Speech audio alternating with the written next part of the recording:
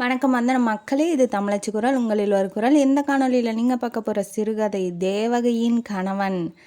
அதாவது ஒருத்தன் நல்லவனாக இருக்கலாம், ஆனால் ரொம்ப நல்லவனாக இருந்தால் அவன் வாழ்க்கையில் என்னென்ன நடக்குது அப்படிங்கிறதும், யாரா அந்த புருஷன், தேவகியோட புருஷன் யாரா அப்படிங்கிற ஒரு எண்ணம் உங்கள் மனசில் இந்த கதையில் உங்களுக்கு தெரிய வரும். வாங்க என்ன கதைன்னு கதைக்குள்ளே போய் தெரிஞ்சுக்கலாம்.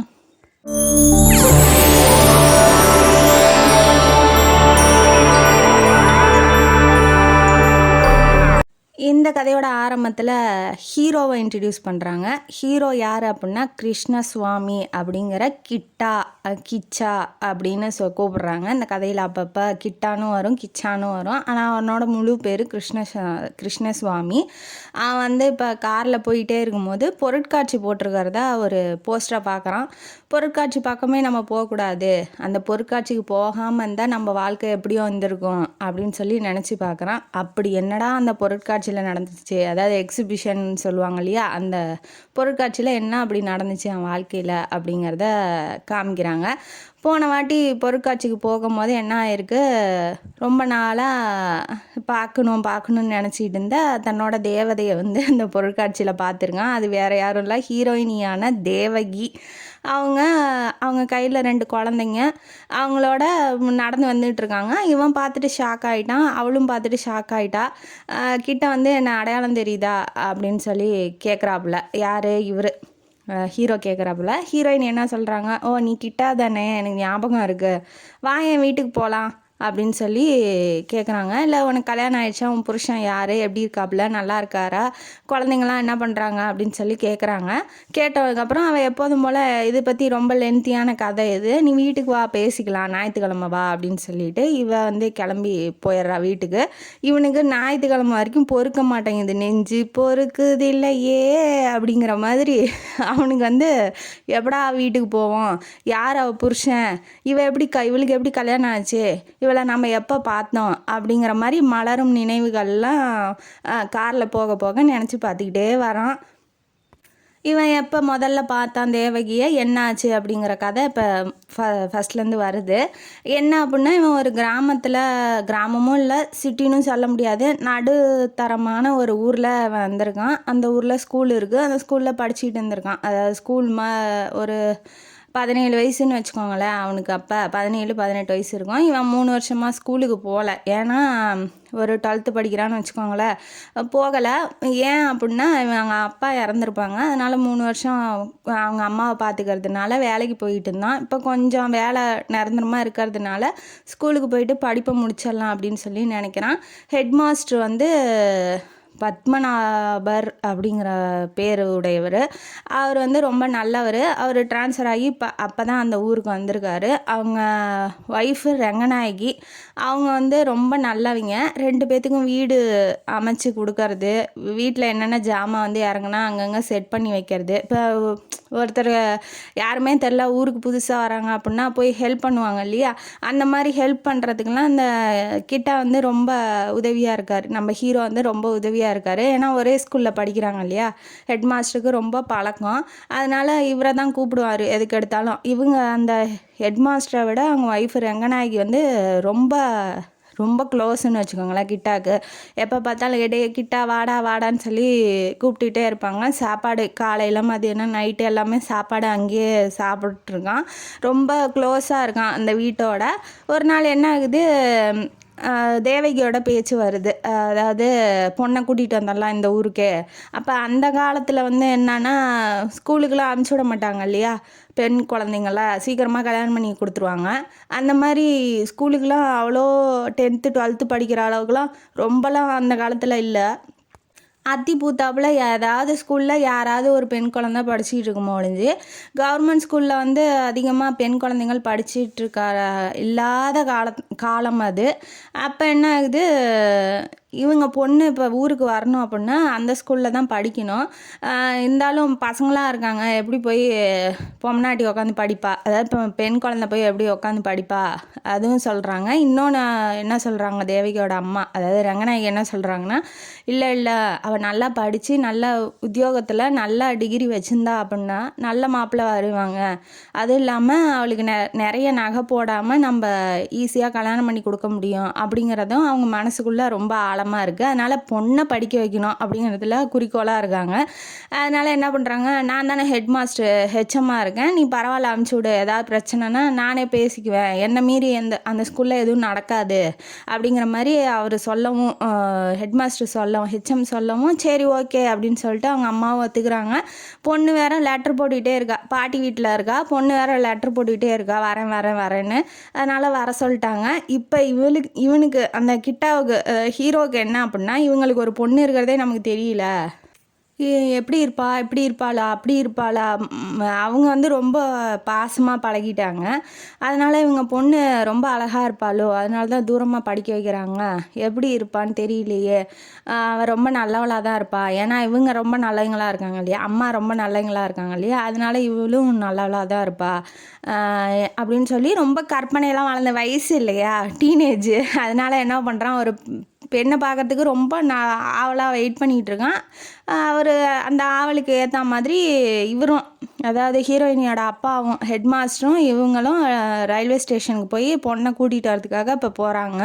போனோடனே பொண்ணை வந்து அப்பா அப்படின்னு சொல்லி கையை ஆட்டினதுக்கப்புறம் தெரியுது தேவதை இறங்கி வர மாதிரி வரா, ரொம்ப அழகாக இருக்கா.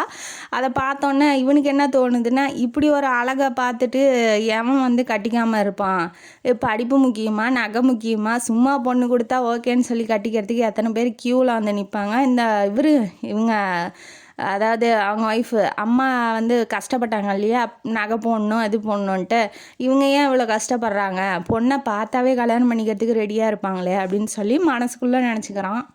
அப்புறம் வண்டியில் போய் உக்காரணும், வண்டியில் போய் உக்காந்ததுக்கப்புறம் அந்த பொண்ணு ஏறினதுக்கப்புறம் இவனும் ஏறிக்கிறான். இவன் எப்போ பார்த்தாலும் லாடான்னு பேசிக்கிட்டே இருக்கவன் அவளை பார்த்தோன்னே பேச்சே வரல, அட்ராக்ஷன் வரான் இல்லையா, அதனால் அவள் ரொம்ப அழகாக வேறு இருக்கா, என்ன பேசுறது பேசக்கூடாதுன்னு ஒரு வெக்கப்படுறான் உள்ளூர. அது இல்லாமல் நம்மளை எப்படி அறிமுகப்படுத்திக்கிறது அப்படிங்கிறதும் அவனுக்கு சங்கோச்சமாக இருக்குது. அதனால் என்ன பண்ணுறாரு, அவரே அதாவது ஹீரோயினியோட அப்பாவே சொல்கிறாரு, இவன் தான் கிட்டா, இவன் ரொம்ப ஹெல்ப்பாக இருக்கான், அவன் தான் வீடெல்லாம் செட் பண்ணி கொடுத்தான், வீட்டெல்லாம் நல்லா பார்த்துக்கிறான், உங்கள் அம்மாவுக்கு இவன் இல்லைன்னா ஒரு கையை உடஞ்ச மாதிரி இருக்கும், எல்லா வேலையும் வீட்டை பற்றின கவலை எனக்கு இல்லை, எதனால் அப்படின்னா இவனால் தான் அப்படின்னு சொல்லி ரொம்ப பெருமைப்படுத்தி பேசவும் அவரை வந்து நன்றியோடு பார்க்குறான். ஓகே, நம்ம செஞ்ச வேலைக்கு இவ்வளோ பெரிய பெருமையாக பேசுகிறாரே பரவாயில்லையே அப்படின்னு சொல்லி பார்க்குறான். அவளும் ஓ கிட்டா நீங்களா, நல்லா இருக்கீங்களா, உங்களை பார்த்ததில் ரொம்ப சந்தோஷம் அப்படின்னு சொல்லி மரியாதையாக அவங்க இவங்கன்னு சொல்லி மரியாதையாக பேசவும், முறையாக ஒரு பெண் வந்து இங்கே மரியாதையாக பேசுகிறா இல்லையா, அதனால் அவனுக்கு ரொம்ப பிடிச்சும் போயிடுச்சு. ஓ இப்போ ரொம்ப நல்ல பொண்ணாட்டங்குது அப்படின்னு சொல்லி ரொம்ப பிடிச்சி போயிடுச்சு அவளை. ஏன்னா இவனை பார்க்குறவங்க எல்லாருமே வாடா போடா இவனே டே கிட்டா வாடா அப்படின்னு சொல்லி வேலை வைப்பாங்களே ஒழிஞ்சு யாருமே வாங்க போங்கன்னு சொல்லி பேச மாட்டாங்க. பேசுறதுனால இவனுக்கு வந்து ரொம்ப அஃபெக்ஷனேட்டாக ரொம்ப பாசம் வைக்கிற மாதிரி எதாக இருந்தாலும் சொல்லி கொடுப்பான், பாடத்தில் ஏதாவது டவுட் வந்துச்சுன்னா சொல்லி கொடுப்பான், ஏதாவதுன்னா ரொம்ப ஹெல்ப்ஃபுல்லாக இருப்பான் அந்த பொண்ணுக்கு. ஸ்கூலுக்கு போக வர ஸ்கூலில் போய் உட்கார்றது எல்லாமே அவளை பார்த்துக்கிட்டே ரொம்ப நல்லா பார்த்துக்கிட்டு இருக்கான். இதை வந்து என்ன பண்ணிடுறான், ஒரு நாள் கூட படிக்கிற பசங்கள்லாம் எல்லாருமே ஒழுக்கமாக இருப்பாங்கன்னு சொல்ல முடியாது இல்லையா, அங்கேயே ஒரு 2-3 ரவுடி பசங்க இருப்பாங்க. அந்த மாதிரி அவன் கிளாஸில் இருக்க ரவுடி பசங்க யார் அப்படின்னா வைத்தியநாதனும் சுந்தரம் அப்படிங்கிறவங்களும் 2 பேரும் என்ன பண்ணுறானுங்க, இவன் ரோட்டில் போயிட்டு இருக்கும்போது வேணுன்னே வம்பிழுக்கிற மாதிரி அந்த பொண்ணை நல்லா பார்த்துக்கிறான் இல்லையா, அதனால அந்த பொண்ணையும் ஹீரோயினியும் ஹீரோவையும் தப்பாக பேசிடுறான். இந்த மாதிரி கூடயே இருக்கான், அவன் தான் லவ் பண்ணுறான் நடக்குது, ஏதோ ஒன்று தப்பாக வெளியில் சொல்ல முடியாத அளவுக்கு பேசிடுறான். பேசினோடனே என்ன ஆகுது, இதை கேட்டுட்டு அவனுக்கு டென்ஷன் ஆகிட்டான். அவன் கொஞ்சம் வைத்தியநாதன் வந்து ரொம்ப பல்கான ஆள், ரவுடி பயம் மாதிரி, இவன் வந்து கொஞ்சம் சோப்பலாங்கியாக தான் இருப்பான். இருந்தாலும் அதை கேட்டோன்னே இவனுக்கு எங்கே இந்த வீரம் பொங்கிட்டு வந்துச்சுன்னு தெரில, போட்டு குத்துன்னு குத்துறான். அவனை குத்தி கீழே தள்ளி அடித்து உருண்டு பிறண்டு இவன் 4 குத்துறான், கழுத்தை பிடிச்சி நெரிக்கிறான். அதெல்லாம் அவனுக்கு பெருசாக தெரியல, அவன் பேசுனது தான் பெருசாக தெரியுது.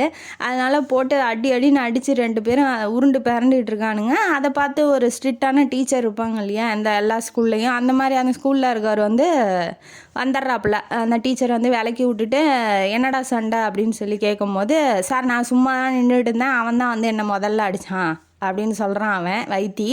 ஆனால் இவர் என்ன சொல்கிறா, இது உண்மை தானே, இவன் பேசிட்டு தான் இருந்தான், அவன் தான் போய் கையை வச்சான், ஹீரோ தான் போய் அடித்தான், ஏன்டா அடித்தான்னு கேட்கவும் அதை வெளியில் சொல்ல முடியல அவனால். இப்போ அந்த பொண்ணுக்கு ஏதாவது சங்கடமான சூழ்நிலை வந்துடுமோ, அந்த பொண்ணை பற்றி நம்மளே தப்பாக பேசுன மாதிரி ஆயிருமோ, இல்லை நம்மளால் பிரச்சனை வந்துடுமோ அப்படின்னு சொல்லிட்டு அந்த பிரச்சனையே அவன் பேசலை, அமைதியாக நின்றுடுறான். நாளைக்கு ஹெட் மாஸ்டர்கிட்ட நான் சொல்லிக்கிறேன் நீ போ அப்படின்னு சொல்லி அமுச்சு விட்டுறாங்க. மறுநாள் என்ன ஆகுது, ஹெட் மாஸ்டர் கூப்பிட்டு என்னடா ஆச்சு ரோட்லலாம் சண்டை போடுறியான்னு கேட்குறாங்க. கேட்டோன்னே இல்லை சார் அப்படின்னு சொல்லி மழுப்புறான். என்ன பிரச்சனைன்னு சொல்கிறா, உன் மேலே தப்பான் அவன் மேலே தப்பான்னு நான் தெரிஞ்சுக்கணும்ல அப்படின்ன வாட்டி அவன் சொல்ல மாட்டேங்கிறான்.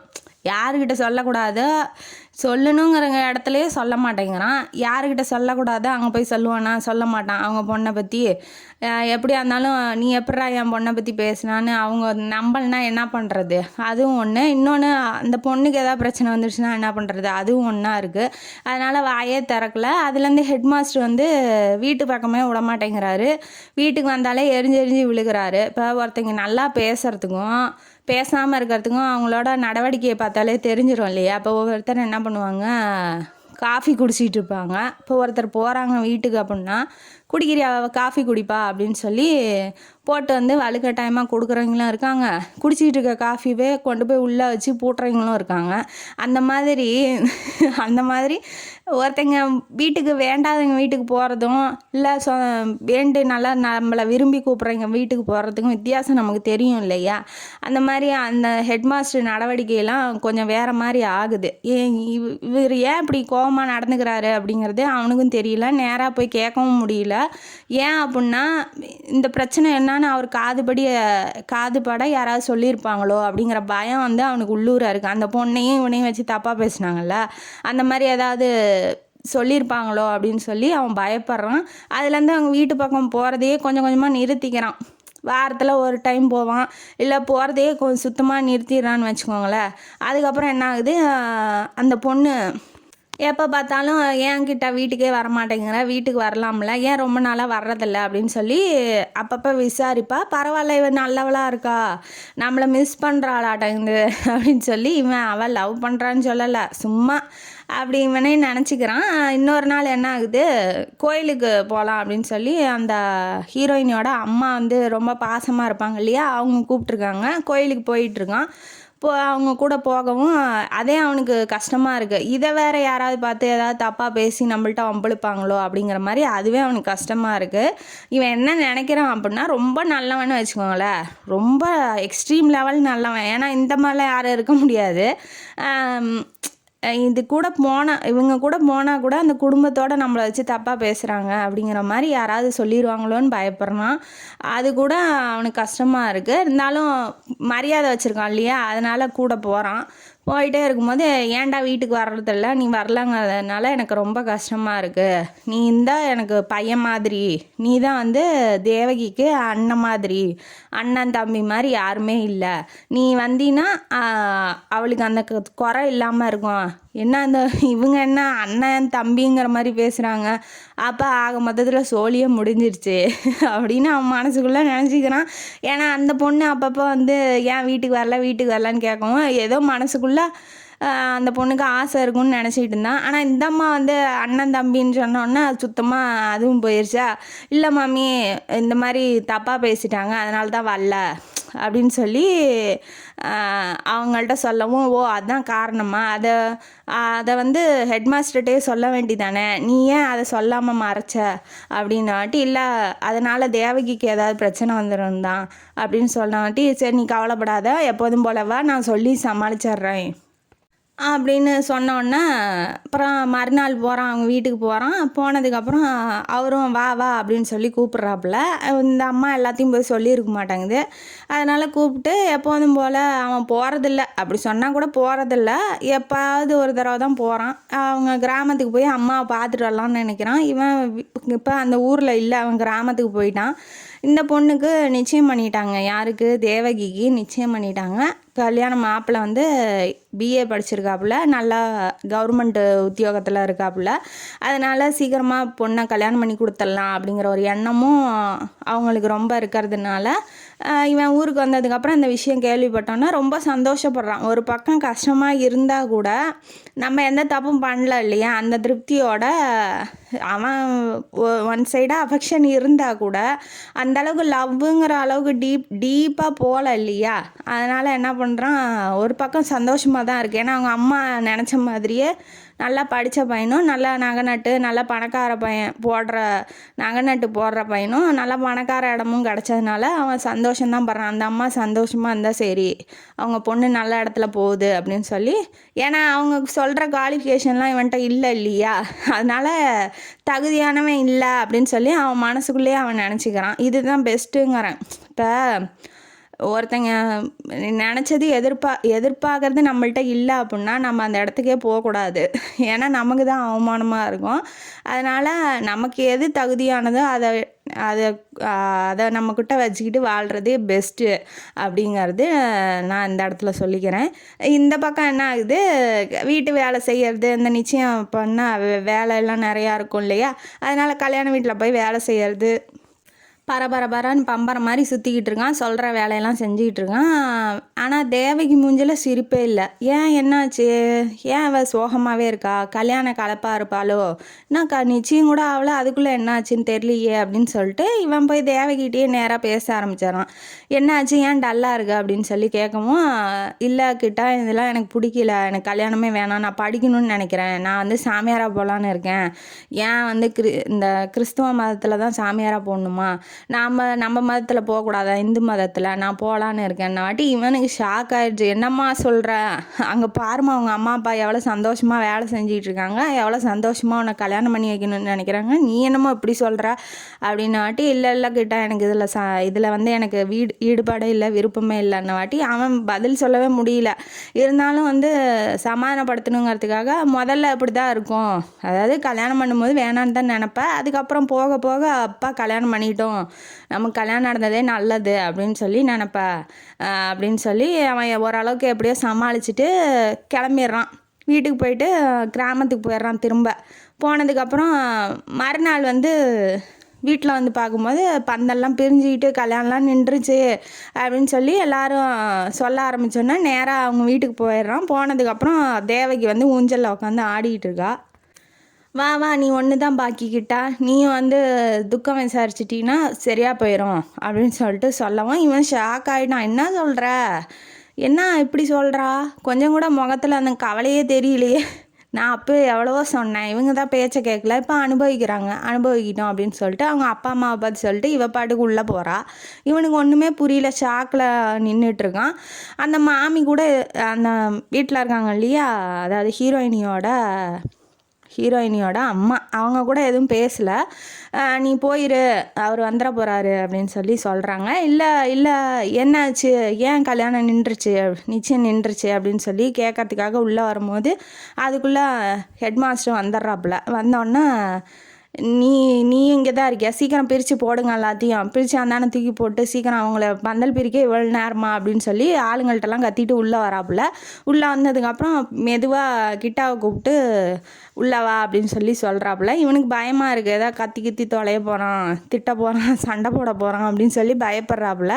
இருந்தாலும் நம்ம எந்த தப்பும் பண்ணலையே, நம்மளுக்கு ஏன் திட்டணும் அப்படின்னு சொல்லிட்டு போயிட்டு உள்ளே போகிறான். போயிட்டு நிற்கிறான். நின்னதுக்கப்புறம் நீ நாளைக்கு வந்து டிசி வாங்கிக்கோ, நீ வேறு ஊருக்கு எங்கேயாவது போயிரு, அதான் உனக்கு நல்லது, எங்களுக்கும் நல்லது அப்படின்னு சொன்ன வாட்டி இவனுக்கு ஒன்றுமே புரியல, ஷாக்கில் நின்றுட்டுருக்கான். நான் ஊருக்கு போயிட்டு இப்போ தான் வரேன், என்னால் தான் அந்த கல்யாணம் நின்ன மாதிரி இவர் பேசுகிறாரு. அந்த அம்மா பேசவே மாட்டேங்குது. அந்த பொண்ணு உள்ளே போயிடுது. எனக்கு ஒன்றுமே புரியலையே அப்படின்னு சொல்லிட்டு அந்த பக்கம் எதுவும் பேசலை. அவன் டென்ஷனில் இருக்கான். நம்ம எதாவது பேசுனா நான் இன்னும் கொஞ்சம் கத்துவார் அப்படின்னு சொல்லிட்டு இவன் வெளியில் வந்துட்டு வீட்டுக்கு போகிறான். வீட்டுக்கு போனதுக்கப்புறம் இருக்கவே இருக்கானுங்க இல்லையா அந்த கோழி மூட்டிங்க, சண்டை போடுறவனுங்க, அந்த வைத்தியம் சுந்தரமும். அவனுங்க என்ன பண்ணுறானுங்க, வீட்டுக்கு வந்துடுறானுங்க. யாருக்கிட்ட வீட்டுக்கு வந்தோன்னே இவனுங்கள்ட்ட கேட்கலாமா வேண்டாமா அப்படின்னு சொல்லி நினைக்கிறான். இருந்தாலும் என்ன ஏது ஆச்சு அப்படின்னு சொல்லி தெரியணும் இல்லையா, அதனால கூப்பிட்டு என்ன ஆச்சு, ஏன் கல்யாணம் நின்றுச்சு அப்படின்னு சொல்லி கேட்கவும், ஏன் உன்னால தான் அது உனக்கு தெரியாதா அப்படின்னு சொல்லி கேட்குறான். என்னால் தான் தெரியுது, எதனாலன்னு சொல்லு அப்படின்னு சொல்லி, ஏன் நீ போனியே அங்கே யாரும் எதுவும் சொல்லலையா, உனக்கு சொல்ல முடிஞ்சா சொல்லு, வம்பிழுத்து சண்டை போடுற மூடில் நான் இல்லை, சண்டை போடுறதா இருந்தால் நீ நாளைக்கு வா அப்படின்னு சொல்லிட்டு சொல்லவும், இல்லை இந்த மாதிரி லெட்டர் வந்துச்சான், நீயும் தேவகியும் காதலிக்கிறீங்க, ரொம்ப நாளாக காதலிக்கிறீங்கன்னு அப்படியும் ஒரு லெட்டர் வந்துச்சான், அது வந்து இது உன்னோட கையெழுத்து தான் அப்படின்னு சொல்லி சொல்லவும் இவன் வந்து ஷாக் ஆகிட்டான். ஐயோ என்ன சொல்கிறாங்க, என்ன ஆச்சு, நம்ம எதுவுமே பண்ணலையே அப்படின்னு சொல்லி ரொம்ப வருத்தப்படுறான். ஒரு வேளை தேவகியே எழுதியிருப்பாளோ, அவங்க போயிட்டாங்க. இவன் யோசிச்சு பார்க்குறான், தேவகியே எழுதியிருப்பாளோ, ஒரு வேளை உண்மையிலேயே நம்மளை லவ் பண்ணுறாளோ, லவ் பண்ணுறவளா இருந்தால் வந்தோடனே நம்மள்ட்ட சொல்லியிருக்கணுமே, அப்படி மூஞ்ச தூக்கி வச்சுட்டு உள்ளே போக மாட்டாளே, இல்லை எனக்கு ஏதோ டவுட்டாக இருக்குன்னு யோசிச்சு பார்க்கும்போது இவன் நோட்டு புக்கெல்லாம் அவனுங்க வாங்கிட்டு போயிருந்தானுங்க. யார், வைத்தியும் சுந்தரமும். அவனுங்க ஏது எழுதியிருப்பானுங்க. அப்புறம் அந்த நோட்டு திரும்ப வரவே இல்லை இவன் கைக்கு. அவனுங்க ஏது எழுதி கொடுத்துருப்பானுங்களோ, இந்த கல்யாணத்தை நிறுத்துறதுக்காக நம்ம சண்டை போட்டதுனால இப்படி பழி வாங்கணும்னு நினச்சிருப்பாங்களோ, அதுவாக தான் இருக்கும், போய் ஹெட் மாஸ்டர்கிட்ட உண்மையை சொல்லிடலாம் அப்படின்னு சொல்லிட்டு இவன் திரும்ப வீட்டுக்கு போகிறான். போகும்போதே அங்கே பெரிய பிரச்சனை ஆகிட்டு இருக்கு. தேவகியை போட்டு அங்கே அப்பா வந்து நொறுக்கிட்டு இருக்காரு, அடி செம்ம அடி போடுறாரு. நான் என்ன பண்ணேன், எல்லாம் அந்த கிட்டாவால் தான் வருது, அவன்கிட்ட போய் கேளுங்க, அவனால் தான் இப்போ எல்லாமே பிரச்சனையாச்சு, நான் என்ன தப்பு பண்ணேன், அவன் தானே லெட்ரு போட்டான் அப்படின்னு சொல்லி பழியை தூக்கி அந்த பொண்ணு வந்து இந்த பையன் மேலே போட்டுருச்சு. சமாதானப்படுத்தலான்னு போனால் இப்படி பழியை தூக்கி போடுறத பார்த்துட்டு இல்லை அப்படின்னு சொல்லி இவன் உள்ளே போகிறதுக்குள்ளே அவர் ஆல்ரெடி நொறுக்கிட்டு இருக்காரு. இவன் உள்ளே போகவும் இன்னும் கொஞ்சம் டென்ஷன் ஆகி, போடா முன்ன வெளியில் போடா, நாளைக்கு வந்து டிசி வாங்கிட்டு நீ கிளம்பு, என் மூஞ்சிலே முழிக்காத அப்படின்னு சொல்லிட்டு ரொம்ப சத்தம் போட்டு கத்தி விட்டு அடித்து வீட்டை விட்டு வெளியில் துரத்தி விட்டுறாரு. அவமானப்பட்டுட்டான் இல்லையா. இப்போ ஒரு வீட்டில் போய் நல்லபடியாக உதவி செஞ்சுட்டு இப்போ கெட்ட பேரோட வெளியில் வந்துட்டான் இல்லையா, அதனால் அவனுக்கு ரொம்ப கஷ்டமாக இருக்குது. அவன் டிசியும் வாங்கலை, ஒன்றும் வாங்கலை, அந்த ஊரை விட்டு அப்படியே வந்தவன் தான். திரும்ப அந்த பொருட்காட்சியில் தான் அந்த தேவகிங்கிற பொண்ணை பார்த்துருக்கான். பட் இருந்தாலும் பழைய காதல், ஃபஸ்ட்டு அஃபெக்ஷன், அந்த பொண்ணு மூஞ்சிலே முழிக்கக்கூடாது அப்படின்னு நினச்சாலும், அது தன் மேலே பழிய போட்ட பொண்ணு அப்படின்னு சொல்லி நினச்சாலும் மறக்க முடியல அவனால். தான் மேலே பழி இல்லை அப்படின்னு நிரூபிக்கணும்னு தான் நினைக்கிறான். ஒரு தப்பு செய்யலை அப்படின்னு நிரூபிக்கணும்னு நினைக்கிறான். ஆனால் இதுக்கு மேலே இத்தனை வருஷம் கழித்து நம்ம போய் என்னன்னு பண்ணுறது அப்படின்னு சொல்லி விட்டுட்டான். இப்போ இவன் ஊரை விட்டு வந்துட்டான் இல்லையா, அவங்க சொந்தக்காரங்க வேலை செய்கிற இடத்துலையே போய் வேலை செஞ்சு பழகி குமாஸ்தா ஆகி மேனேஜர் ஆகி இப்போ அசிஸ்டன்ட் மேனேஜர் ஆகி பெரிய கம்பெனியில் அவனுக்கு கீழே 50 பேர் வேலை செஞ்சிகிட்டு இருக்காங்க. நல்ல பணம், காசு, காரு எல்லாம் வந்துடுச்சு. அதுக்கப்புறம் ஒரு கல்யாணமும் பண்ணிக்கிறான். மறக்கவே முடியல. இருந்தாலும் அந்த பொண்ணை நினச்சிட்டு இருந்தால் வாழ்க்கை ஓடாது இல்லையா, அதனால் கல்யாணம் பண்ணி குழந்தைங்களும் பெற்றுக்கிட்டு நல்ல ஒரு குடும்பத்தோடு நல்லா ஜம்முன்னு இருக்கான். குடும்பத்தோடு வந்து பொருட்காட்சிக்கு வந்தப்போ தான் இந்த பொண்ணை பழைய காதலை வந்து பார்த்துருக்கான். இவனுக்கு வந்து பழைய நினைவுகள்லாம் இப்போ வந்தோடனே வீட்டுக்கு போயிட்டான். இப்போ போயிட்டுருக்கான் இல்லையா வீட்டுக்கு காரில். அப்போ என்ன ஆகுது அப்படின்னா, வீட்டுக்கு போயிட்டு எப்படா ஞாயிற்றுக்கிழமை வரும், எப்படா போய் புருஷனை பார்ப்போம், 2 குழந்தைங்க வச்சுருந்தா. அப்போ புருஷன் கல்யாணம் ஆயிடுச்சு. புருஷன் யார் அப்படின்னு சொல்லி நான் பார்க்கணும். ஏன்னா அவன் தகுதி இல்லைன்னு தானே ஒதுக்கி வச்சாங்க, அவன் மேலே பழிய போட்டு தானே எந்த பொண்ணும் ஒதுக்கி வச்சிச்சு. அப்போ நம்மளை விட அவன் ஹை கிளாஸ் பார்ட்டியாக இருப்பான். ஆனால் அந்த பொண்ணோட காஸ்டியூமு, அந்த பொண்ணோட ட்ரெஸ்ஸிங் சென்ஸு, இப்போ ஒருத்தங்க பார்த்தா தெரியும் இல்லையா, பணக்காரங்கன்னா வீட்டில் இருக்க நகையெல்லாம் காது கழுத்தில் போட்டுக்கிட்டு தான் வருவாங்க. அந்த பொண்ணோட காது கழுத்தில் எதுலேயுமே அந்த அளவுக்கு பணக்காரி அப்படிங்கிற சொல்கிற அளவுக்கு எதுவும் இல்லை, பிள்ளைங்கள்ட்டையும் இல்லை. அதனால் யார் எப்பேற்பட்டவன் இவளை கல்யாணம் பண்ணியிருப்பான் அப்படின்னு தெரிஞ்சுக்கணுன்னு ரொம்ப ஆர்வமாக இருக்கான் ஞாயிற்றுக்கிழமைக்காக. அதே மாதிரி ஞாயிற்றுக்கிழமை வந்துடுச்சு, வந்தோடனே காலையிலே போகலாமா அப்படின்னு நினைக்கிறான். இல்லை வேண்டாம், இப்போ தான் எந்திரிச்சிருப்பா, வேணாம், காஃபி குடிக்கிற டைமில் போய் நம்ம கெடுக்க வேணாம் அப்படின்னு சொல்லிட்டு 8 மணிக்கு மேலே போயிட்டு அட்ரஸ் எல்லாம் அவள் சொல்லியிருப்பா. அட்ரஸ் எல்லாம் தேடி கண்டுபிடிச்சி போகிறதுக்கு 9 மணி ஆயிரும். வீட்டுக்குள்ளே போகிறதுக்கு முன்னாடி காரை நிறுத்திட்டு வீட்டுக்குள்ளே போகலான்னா மேலே வந்து சத்தம் கேட்குது. பைத்தியக்காரன் ஒருத்தன் வீட்டை பூட்டிக்கிட்டு ஊன்னு கத்திக்கிட்டு இருக்கான். யார் அது கத்துறான் அப்படின்னு எட்டி பார்ப்பான், கீழேருந்து பார்ப்பான். ஆனால் சத்தம் ரொம்ப ஓவராக இருந்ததுனால இவன் பயந்துக்கிறான். முதல்ல வீடானே கன்ஃபார்ம் பண்ணல. நம்ம எப்படி மேலே போய் என்ன நடக்குது எது நடக்குதுன்னு நம்ம தெரிஞ்சிக்க முடியும். அதனால் வந்து எதுவும் பேசலை. ஜன்னல்லேருந்து பார்க்குறான். ஒருத்தன் எட்டி பார்க்குறத பார்த்துட்டு ஜன்னலை வந்து டப்புன்னு சாத்திடுறான். மேலே இருக்க பைத்தியம் சாத்திடுதா. அடுத்தது கீழே இருக்க போகிறான். இன்னும் கொஞ்சம் 2 ஸ்டெப்பு எடுத்துகிட்டு போய் கதவை தட்டுறான். தேவகின்னு தட்டினோன்னா கதவை திறக்கிறாங்க.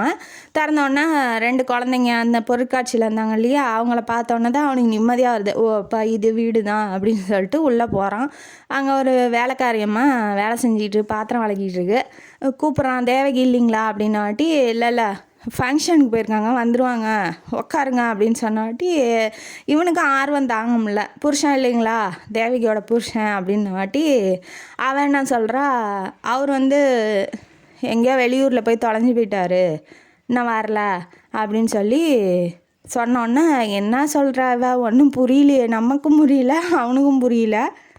வெளியூருக்கு போயிட்டாரு அப்படின்னு சொல்லியிருப்பா, தொலைஞ்சிட்டாருன்னு சொல்லியிருக்க மாட்டா. வெளியூருக்கு போயிருக்காரு அப்படின்னாட்டி வெளியூரில் இருக்காரு, இவன் இங்கே இருக்கா, அப்போ யாருன்னு என்னன்னு ஒன்றும் புரியலையே எனக்கு அப்படின்னாட்டி அவங்க அப்பா எச்சமாக இருந்தார் இல்லையா, அவர் பேர் சொல்லி கேட்குறான். ஓ அவர் அந்த ரூமில் இருக்கார் அப்படின்னாட்டி அந்த ரூமுக்கு போகிறான். எட்டி பார்க்கும்போது அவர் ஆசனம் அந்த யோகாலாம் செய்வாங்க இல்லையா, அந்த மாதிரி செஞ்சுக்கிட்டு இருக்காப்புல. எட்டி பார்த்துட்டு லைட்டாக உள்ளே போகிறதுக்கு கதவை தட்டிட்டு உள்ளே போகிறான். போனதுக்கப்புறம் எனக்கு அடையாளம் தெரியுதா அப்படின்னு சொல்லி கேட்குறான். கேட்டவுடனே ஓ கிட்டா தானே பாவா அப்படின்னாட்டி அவர் ஒய்ஃப் இறந்துட்டாங்க அப்படின்னு சொல்லி சொல்கிறாப்புல. சொன்னதுக்கப்புறம் இவளும் வந்துடுறா. யார், நம்ம ஹீரோயினி தேவகியும் வந்துடுறா. வந்துட்டியா, ஓ நீ வந்தது உன்கிட்ட சொன்னதே நான் மறந்துட்டேன், இப்போ தான் எனக்கு ஞாபகம் வந்துச்சு, நான் போய் சாப்பாடு செய்யட்டுமா அப்படின்னு சொல்லி கேட்குறா. இல்லை பரவாயில்ல இருக்கட்டும், நாங்கள் இப்போ கிளம்புறேன் அப்படின்னாட்டி இல்லை வேண்டாம், நீங்கள் சாப்பிட்டுட்டு தான் போகணுன்னு அவங்க அப்பா வந்து குளிக்கிறதுக்கு போயிடுறாப்புல. அவள்கிட்ட பேசிகிட்டு இருக்கான். எங்கே உன் புருஷன் என்னாச்சு ஏதாச்சுன்னு சொல்லி கேட்கவும், இந்த மாதிரி வெளியூரில் இருந்தாப்புல. அப்போல்லாம் வந்து இந்த ஒரு ஆட்சி மாறிக்கிட்டு இருக்கோம் இல்லையா, வெள்ளைக்காரன் ஆளுவான், அப்புறம் இந்த இவங்க முஸ்லீம்ஸ்லாம் ஆளுவாங்க இல்லையா, அந்த மாதிரி ஆட்சி மாறிக்கிட்டே இருக்கவும் இவ வந்து என்ன சொல்கிறா, அவர் வந்து ஆயுர்வேதா டாக்டரு. ஒரு நாளைக்கு வந்து கொள்ளைக்காரங்களாம் வந்து அவரை கடத்திக்கிட்டு போனாங்க. நானும் தேடாத இடம் இல்லை, எல்லாத்துக்கும் லெட்ரு போட்டு பார்த்துட்டேன், ஒன்றும் வேலைக்கு ஆகலை. அப்புறம்தான் அங்கேருந்து இங்கே குழந்தைங்கள்லாம் கூட்டிகிட்டு வந்துட்டேன். இவன் வந்து ஷாக் ஆகுறான். என்ன சொல்கிற, புருஷன் இல்லைங்கிறா, எப்படி அப்புறம் பொருட்காட்சியில் ஜாலியாக திரியிறா பிள்ளைக்குட்டியெல்லாம் கூட்டிக்கிட்டு அப்படின்னு சொல்லி இவனுக்கு ஒன்றுமே புரியல. என்ன சொல்கிற, உண்மையா அது அப்படின்னாட்டி நான் வேணால் ஹெல்ப் பண்ணவா, இல்லை வேண்டாம், எல்லாம் முயற்சி பண்ணி பார்த்துட்டேன், ஒன்றும் வேலைக்கு ஆகலை, நான் போய் சமைக்கிறேன் அப்படின்னு சொல்லிட்டு உள்ளே போவோம். அவங்க அப்பா வராரு. அப்பா வந்தோடனே தேவகி இப்போ தான் சொன்னால் புருஷன் வந்து எங்கேயோ தொலைஞ்சி போயிட்டானாமே, நான் வேணால் ஏதாவது முயற்சி பண்ணி பார்க்கவா அப்படின்னு சொல்லி கேட்கவும், அவர் என்ன சொல்கிறாரு, ஒரு பைத்தியக்காரன், அதாவது அவனுக்கு லூசு பிடிச்சிச்சு, மெண்டலாக ஆகிட்டான், அவன் பைத்தியக்கார ஆஸ்பத்திரியில் இருக்கான், அதை மறைக்கிறதுக்கு இப்படி தொலைஞ்சிட்டான் போயிட்டான் வந்துட்டான்னு சொல்லி கதை விட்டுக்கிட்டு இருக்கா, அதெல்லாம் நம்பாத அப்படின்னாட்டி குடும்பமே ஃப்ராடாக இருக்குது. இவனுக்கு குடும்பமே என்னடா ஒருத்தர் மாற்றி ஒருத்தர் இப்படி சொல்லிகிட்டு இருந்தா, யார் தாண்டா அவன் புருஷங்காரன் அப்படின்னு சொல்லி நமக்கே காண்டாகுது, அவனுக்கும் காண்டாகுது. இவன் தொலைஞ்சிட்டாங்கிறான், அவன் பைத்தியக்கார ஆஸ்பத்திரியில் இருக்காங்கிறான். இவனுக்கு ஒன்றும் புரியல. மேலே வேற ஒரு பைத்தியத்தை வேற அடைச்சி வச்சுட்டு கத்திக்கிட்டு இருக்குது. அவன் வந்து அவனுக்கு அந்த வீட்டில் இருக்கிறதுக்கே ஒரு மாதிரியாக இருக்கவும், இப்போ போய் என்ன இந்த லெட்டர் நான் எழுதலை, இவனுங்க 2 பேரும் தான் எழுதினானுங்க, அதை வந்து என் மேலே தப்பு இல்லை அப்படின்னு சொல்லி நிரூபிக்கலான்னு வந்தா இப்போ பேசுகிற சுச்சுவேஷன் இல்லை. அதனால் என்ன பண்ணுறான் அப்படின்னா, சரி நான் கிளம்புறேன்னு சொல்லிட்டு வெளியில் வரும்போது மேலே வந்து சத்தம் வந்துக்கிட்டே இருக்குது வீட்டுக்கு மேலே. ஊ வா ஒரு பைத்தியம் இருந்தால் எப்படி சத்தம் கேட்கும், அந்த மாதிரி சத்தம் கேட்டுக்கிட்டே இருக்குது. என்னான்னு போய் பார்த்துடலாமா அப்படின்னு சொல்லி கேட்குறான். ஏன்பா அதெல்லாம் வேண்டாம்ப்பா, அவங்க புருஷன் பொண்டாட்டி ஏதோ சண்டை போட்டுட்ருக்காங்க, நமக்கு ஏன் வேண்டாத வேலை, நீ கிளம்புப்பா அப்படின்னு சொல்லி அமுச்சு விட்றாப்புல. இவன் வீட்டுக்கு போனதுலேருந்து திங்க் பண்ணிக்கிட்டே இருக்கான். மேலே ஒரு பைத்தியக்காரன் இருக்கான். இவ பைத்தியம் பிடிச்ச புருஷன் வச்சுருந்தா இவ எப்படி ஜாலியாக பொருட்காட்சிக்கு பிள்ளைங்கள்லாம் கூட்டிகிட்டு திரிவா. அவர் என்ன சொல்கிறாரு, ஹாஸ்பிட்டலில் இருக்காங்கன்னு சொல்கிறாங்க. ஒருவேளை 2 பேரும் மேலே பைத்தியத்தை அடைச்சி வச்சுட்டு இவங்க ஜாலியாக இருக்காங்களோ அப்படின்னு சொல்லி இவன் நினச்சி பார்த்துக்கிட்டே இருக்கான். இன்னும் என்ன நினைக்கிறான்னா, ஐயோ பாவம் வாழ்க்கை அப்படி ஆயிடுச்சு, குழந்தைங்களுக்காவது நல்லபடியாக இருக்கட்டும்னு எங்கேயாவது வெளியில் சுற்றி காமிக்கிறதுக்காக வந்திருப்பா, அவன் மேலே எந்த தப்பும் இருந்திருக்காது அப்படின்னு நினைக்கிறான். அப்போ என்ன பண்ணுறான், வர வழியில் போர்டு பார்த்துருப்பான், சுந்தரம் ஆயுர்வேத டாக்டர்னு. அதாவது சுந்தரம்னா நம்ம எங்கேயோ கேள்விப்பட்ட மாதிரி இருக்கே. ஓ, நம்ம ஸ்கூலில் ஒன்றா படித்தோம் இல்லையா, அவன் ஃப்ரெண்டு, அந்த வம்பளுத்தான் இல்லையா, அந்த வைத்தியோட ஃப்ரெண்டு தான் சுந்தரம். அவனோட பேர் தானே, ஒருவேளை அவனாக இருப்பானோ, எதுக்கும் போய் கேட்டுடலாம் அப்படின்னு சொல்லிட்டு மறுநாள் என்ன பண்ணுறான், அந்த டாக்டர் இருக்கிற ஹாஸ்பிட்டலுக்கு போகிறான். போனதுக்கப்புறம் வெளியில் வரான். வெளியில் வந்தவனை பார்த்தோன்னே அவன் கண்டுபிடிச்சானா அவன் அந்த ஸ்கூலில் படித்தவன் தான். இவனுக்கு அடையாளம் தெரியுது. பட் ஆனால் இவன் தான் கிட்டா அப்படின்னு சொல்லி அவனுக்கு அடையாளம் தெரில. அதனால் இவன் கேள்வி கேட்க ஆரம்பிக்கிறான். இந்த மாதிரி நீங்கள் அந்த ஸ்கூலில் படிச்சிங்களா அப்படின்னாட்டி, ஆமாம் நான் அங்கே தான் படித்தேன். ஓ, உன்னை பார்த்தா எனக்கு கிட்டா மாதிரி தெரியுது, நீ கிட்டாவா அப்படின்னு சொல்லி கேட்டோன்னே, ஆமாம் என்னாச்சு தேவகிக்கு கல்யாணம் ஆயிடுச்சா, இல்லை இங்கே தான் இருக்கான்னு கேள்விப்பட்டேன், என்னாச்சு அப்படின்னு சொல்லி கேட்கும்போது, ஆமாம் இங்கே தான் இருக்கா, அவள் புருஷன் செத்து போயிட்டானா உனக்கு தெரியாதா அப்படின்னு இவன் வேற ஒரு குண்டத்துக்கு போடுறான். என்னடா சொல்கிறீங்க, அங்கே போனால் அவன் பைத்தியங்கிறான், அவள் ஓடி போயிட்டாங்கிறா, நீ வந்து கேட்டால் செத்து போயிட்டாங்கிற, எதுடாண்டா உண்மை, அவன் உயிரோட இருக்கானா இல்லையாடா அப்படின்னு சொல்லி கேட்கவும், இப்போ எதுக்குடா உனக்கு பிரச்சனை, நீ இன்னமும் லவ் பண்ணுறியா அவளை அப்படின்னு வாட்டி, டே அசிங்கமாக பேசாத, எனக்கு கல்யாணம் ஆகி 2 குழந்தைங்க இருக்குடா, அவள் கஷ்டப்படுறாளே அப்படிங்கிறதுக்காக தான் நான் கேட்டேன். ஆமாடா உனக்கு நீ தப்பிச்சுக்கிட்ட, அவன் வந்து பைத்தியம் மென்டல் ஆகி தூக்கு மாட்டிட்டு செத்து போயிட்டான், நல்ல வேலை நீ கல்யாணம் பண்ணியிருந்தா நீ தான் செத்துருப்ப அப்படின்னு வாட்டி அவனுக்கு தூக்கு வாரி போடுது. என்னடா சொல்கிற, டேய் என்ன எனக்கு ஒன்றும் புரியலடா. ஆமாடா அதான்டா உண்மை, இதெல்லாம் ஏன்டா கேட்டுட்ருக்கா, போய் உன் வேலையை பாடுறா, நான் புதுசாக மருந்தெல்லாம் கண்டுபிடிச்சிருக்கேன், குடும்பத்தோடு கூட்டிகிட்டு வா, அதான் நோய், நான் ஃப்ரீயாகவே வைத்தியம் பண்ணுறேன்டா அப்படின்னு சொல்லிட்டு, இப்போ எனக்கு வேலை இருக்குது நான் போயிட்டு வரேன்ட்டு இவன் போயிட்டான்.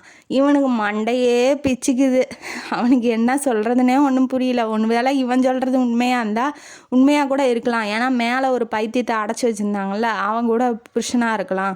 புருஷன் அம்மாலும், அதாவது அப்பனும் அவளும் புருஷங்காரனை அடைச்சி வச்சுட்டு இவங்க ஜாலியாக இருக்காங்க. இதெல்லாம் என்ன குடும்பம், அவளாம் ஒரு பொம்பளையே இல்லை, நல்ல வேளை அவளை நான் கல்யாணம் பண்ணிக்கல, கல்யாணம் பண்ணியிருந்தா எனக்கும் அந்த நிலமை தான், அவன் சொல்கிறது உண்மையாக கூட இருக்கலாம், நல்ல வேலை.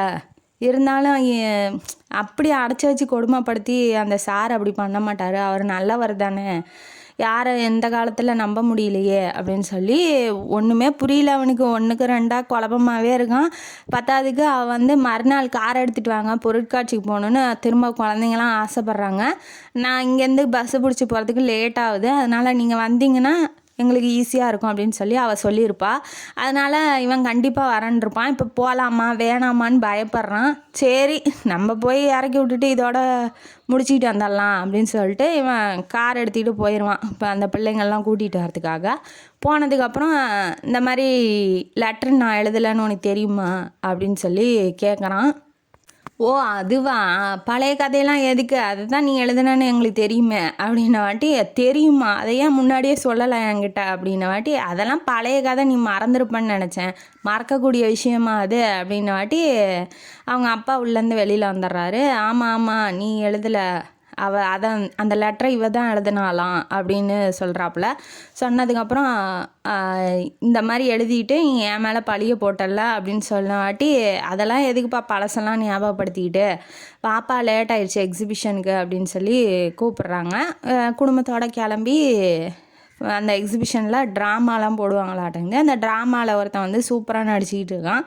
அது என்ன ஆகுது அப்படின்னா, பைத்தியக்காரன் தூக்கில் தொங்குற மாதிரி நடிச்சிக்கிட்டு இருக்கான். அப்புறம் அந்த தூக்கில் தொங்கும் போது உத்தம் இருக்கு இல்லையா, அது உடஞ்சி கீழே விழுந்து அவன் வந்து தப்பிச்சிட்றான். தப்பிச்சுட்டு வந்தோடனே இந்தியா வந்து சுதந்திரம் அடைஞ்சிருச்சான், அது உனக்கு தெரியுமா அப்படின்னு சொல்லிட்டு அவங்களோட ஒய்ஃப் வந்து சொல்கிறாங்க. சொன்னதுக்கப்புறம் ஓ அப்படியா அப்படின்னு சொல்லிட்டு சந்தோஷமாக கடைசியில் பாட்டு பாடுறாங்க. இதுதான் கிளைமேக்ஸு. இதை பார்த்துட்டு இதெல்லாம் ஒரு நாடகமா, இந்த பைத்தியக்காரெல்லாம் நாடகம், இதுவெல்லாம் ஒரு நாடகம்னு வேற போட்டுக்கிட்டு இப்படிலாம் இருக்காங்களே ஜனங்க, இதை பார்க்குறதுக்கு இவ்வளோ ஜனங்க வருது அப்படின்னு சொல்லிட்டு ஹீரோ வந்து மனசுக்குள்ளே நினச்சிக்கிறான்.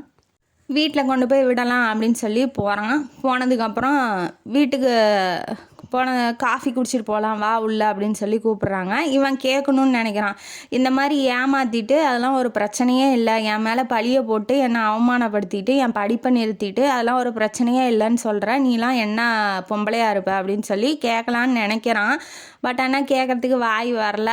வந்தது அப்புறம் கொஞ்சம் நேரம் கழித்து கேட்கலான்னு முற்படும் போது என்ன ஆகுது, பிள்ளைங்கள்லாம் அப்பா அப்பான்னு சொல்லி சத்தம் போடுதுங்க. யாருடா அப்பா, அப்பா எந்த அப்பாடா, இப்போ செத்தம் என் உயிரோட எது எந்திரிச்சு வந்துட்டானா அப்படின்னு சொல்லி இவன் பயந்துகிட்டே திரும்பி பார்க்கும்போது தான் யார் அப்படின்னு சொல்லி தெரியுது. அப்படின்னா அந்த டாக்டர் சுந்தரம் இருக்கார் இல்லையா, அவர் தான் வராப்பில். அவரை பார்த்து தான் குழந்தைங்கள்லாம் கத்துது.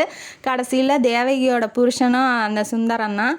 பார்த்தோன்னா இவனுக்கே ஷாக் ஆகிட்டான். என்னடா சொல்கிறீங்க, அப்போ நீங்கள் 2 பேரும் சின்ன வயசுலேயே அங்கேயே ஸ்கூலில் படிக்கும் போதே லவ் பண்ணிவிட்டு இதில் யாரை மாட்டி விடலாம், இவ கல்யாணத்தை நிறுத்தணும் அப்படின்னா ரொம்ப நல்லவன் யார், நம்ம ஹீரோவான கிருஷ்ணசாமி தான், அவனை மாட்டி விடலாம் அப்படின்னு சொல்லி என் பேரை வச்சு ஒரு லெட்ரு எழுதி அந்த லெட்ரு மூலமாக கல்யாணத்தை நிறுத்தி நீங்கள் 2 பேரும் கல்யாணம் பண்ணிக்கிட்டீங்களா, அப்போ நான் பலிகடாவா அப்படின்னு சொல்லி கேட்டோன்னே அவர் சாரு, அந்த ஹெச்எம் சார் இருக்கார் இல்லையா, அவர் வந்து இவங்க சார்பாக நான் மன்னிப்பு கேட்டுக்கிறேன் வந்துட்டா, இவங்க பண்ணது ரொம்ப மிகப்பெரிய தப்பு, உன் படிப்பும் இதனால் வீணாக போயிடுச்சு, இருந்தாலும் நீ நல்லவங்கிறதுனால வாழ்க்கையில் முன்னேறிட்ட அப்படின்னு சொல்லி மன்னிப்பு, ரொம்ப ஜென்யூனாக மன்னிப்பு கேட்குறாரு. அப்போ கூட இதுங்க 2ம் கேட்கல. இந்த பைத்தியக்காரன் சொன்னது, ஊரை விட்டு ஓடிட்டான் அப்படின்னு சொன்னதெல்லாம் அந்த நாடகத்தில் வர சீனு. இப்போ இவன் என்ன சொல்லியிருக்கான்னா, அந்த நாடகத்தில் வர்றதை யாருக்கிட்டையும் எங்கேயும் சொல்லக்கூடாது அப்படின்னு சொல்லி வச்சுருக்கான். அதனால் மேலே வந்து இவன் வரும்போது ஒத்திக்க பார்த்துக்கிட்டு இருந்திருப்பாங்க. அதனால தான் பைத்தியம் கத்துற மாதிரி சத்தம்லாம் கேட்டிருக்கோம். இவன் வந்து தப்பாக நினச்சிக்கிட்டு இவனை பிடிச்சி ஏமாற்றிருக்குதுங்க. இந்த குடும்பமே ஒன்று சேர்ந்து அவனை ஏமாற்றி இப்போ ஒரு ஜாலியாக இவனை வச்சு ஜாலியாக ஆக்கியிருக்காங்க.